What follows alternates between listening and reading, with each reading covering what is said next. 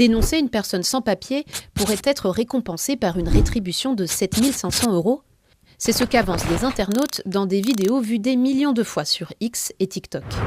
Ils affirment que le projet ferait même l'objet d'une future proposition de loi en France. Mais à vrai dire, de quoi s'agit-il ? La rumeur viendrait d'Allemagne.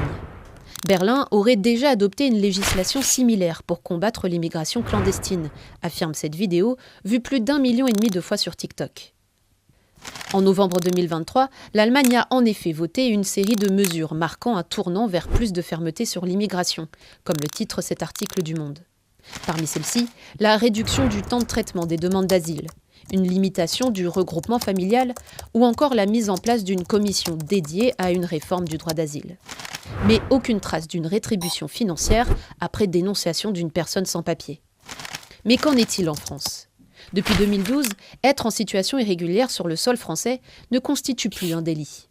Un étranger ne peut donc pas être placé en garde à vue seulement parce qu'il est en situation irrégulière.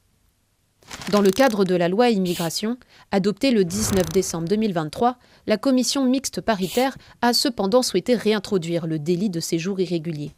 Il a finalement été censuré par le Conseil constitutionnel qui a jugé le procédé contraire à la Constitution.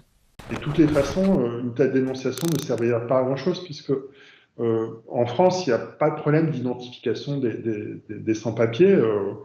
On parle de clandestins parfois, mais ce ne sont absolument pas des clandestins. La plupart des étrangers en séjour irrégulier ont préalablement fait soit une demande d'asile, soit d'autres procédures auprès des préfectures, notamment des demandes de régularisation.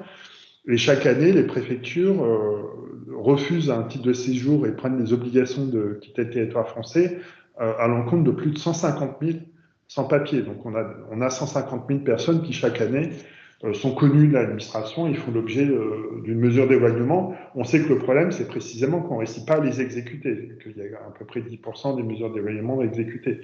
Donc ensevelir les services de police pour leur dire mon voisin est un sans-papier, venez l'interpeller chez lui, ça n'a strictement aucun sens.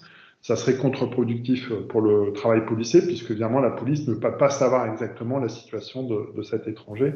Donc non, aucune loi en France ne prévoit une rétribution de 7 500 € pour dénoncer une personne sans papier.